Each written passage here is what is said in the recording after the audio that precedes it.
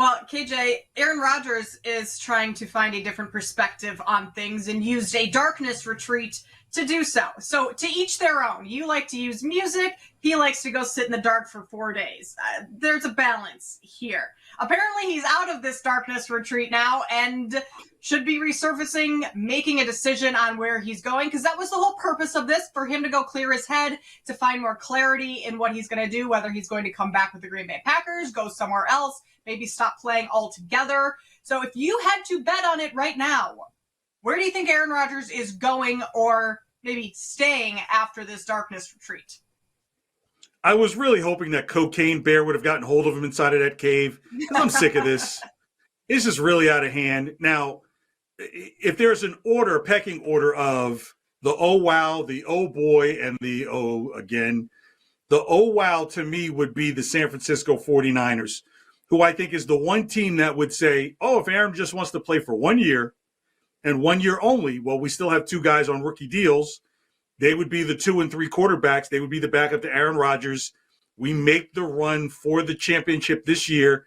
If you think about the looks you saw on the faces of the 49ers players and the frustrations they had at Philadelphia, they almost had this look on their face of like, if we didn't have a backup, last chosen in the draft rookie quarterback get hurt in this game, we could be heading to the Super Bowl.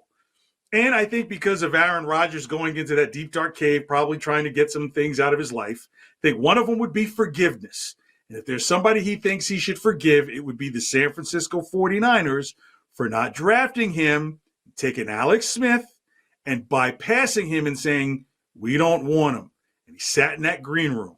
So if Aaron Rodgers wants some kind of completion and some wholeness to his whole journey, do the 1 year, go to San Francisco, allow them to win a championship. You're in a division that's not going to give you any bark.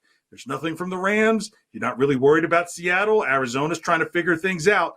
I think people forget about that when you're saying, where do these guys go to? So eliminate the Raiders and stuff like that, because you're not going to get out of that division.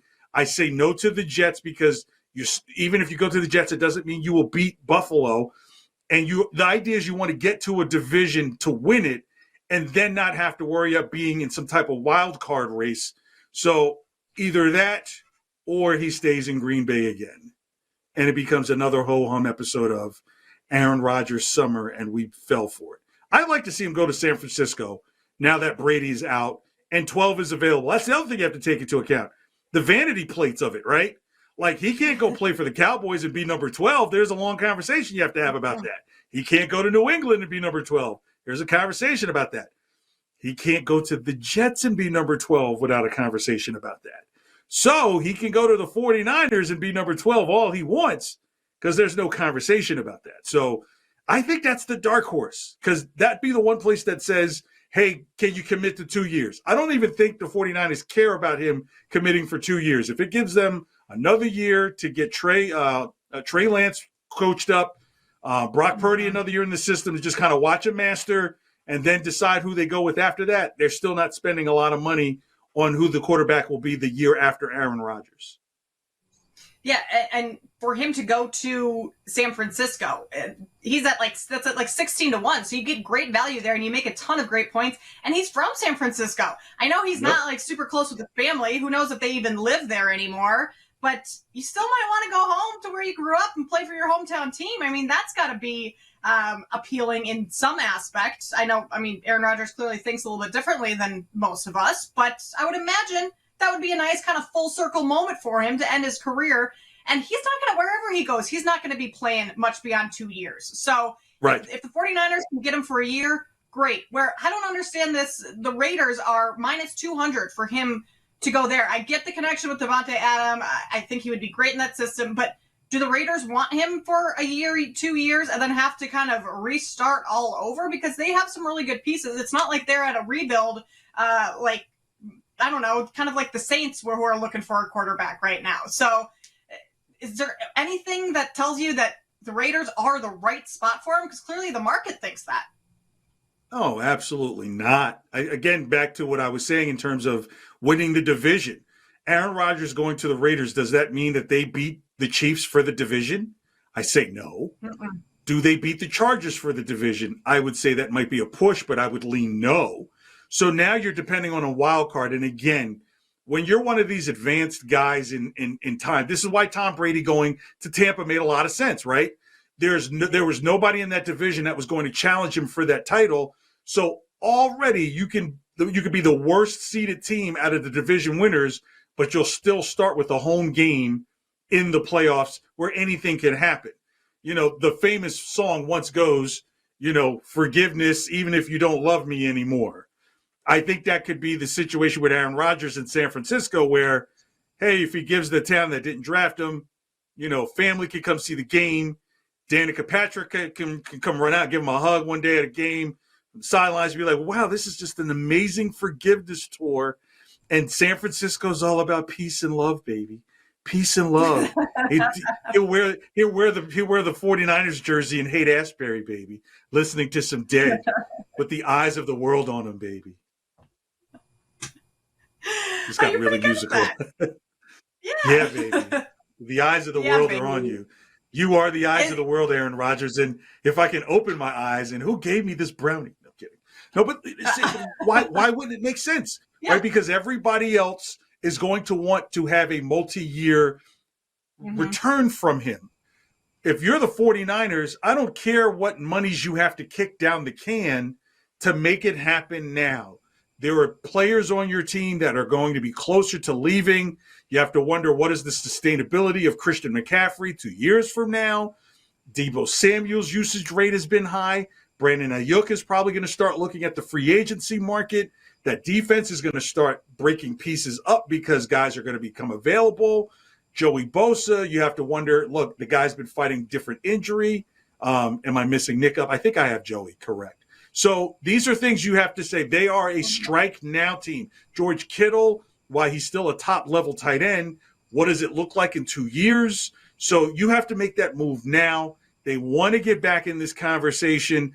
If you can then develop something after that because you believe Kyle Shanahan can put something creative while he's got Aaron Rodgers at the front door doing the work, it's something you would definitely have to look at if you're San Francisco and shock the world.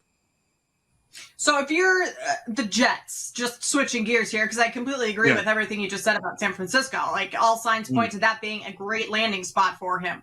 But the Jets are a team that he kind of showed interest in with Nathaniel Hackett going over there. So Jets are plus 140 to land Rodgers right now. But they also just brought in Derek Carr. And it sounds like, from all the reports, things went very well in the interview with Derek Carr. And you talk about the division and Rodgers going somewhere where he can easily win the division. Well, I'd argue that you can't easily win the division in the AFC East. I mean, you've got the Bills and the Dolphins who are pretty tough. Obviously, the Patriots with Bill Belichick, they can be a contender every year because of him. But Rodgers would make the Jets better. They've got a defense. They've got some good pieces on offense, but that's not a runaway for the division with the other teams that are in there. So is that truly a spot that he could win a championship at this year?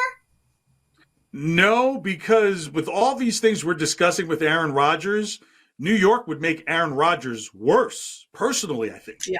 And I think because there's going to be so much on him. There's so much talk. The whole Nathaniel Hackett hookup thing didn't work out for Denver last year. So it's like, God bless Nathaniel Hackett. This guy's pretty much using an old business card to get into a brand new club. I'm impressed. But with Aaron Rodgers, you would want to put him in a situation where, A, he can win the division, as I was saying, and B, be part of something that already has a historic relationship, right? Like, even if you look at Brett Favre tainted himself a little bit, not so much by going to Minnesota, but by then going to the Jets, right? It's just like, okay, you're there, you're a name, they desperately need you. Where with Aaron Rodgers, if he goes out as a guy who just played for the Packers and the 49ers, then, and if he goes to the 49ers and wins, then I think a lot of the conversation of like, well, is Aaron Rodgers really in that conversation? He's only won one. He wins two. He gets a better light shined on him, where with the Jets, they're really just happy to get to the playoffs, right? And there's not, you're going to need a second act with him, kind of like LeBron going to Miami that first year. Yeah, you didn't win it the first year, but he's going to stay for more years. Aaron Rodgers has to go somewhere where there's a win now situation in place. and that could give him the number 12 without any hassle. Or because think about it, he goes to New York, and let's just say Joe Namath, who has said some things out of character, well, maybe not so much in character, suddenly makes a stake saying he doesn't want to give up the number 12. And now this becomes a distraction for the Jets all over the issuing of a retired number.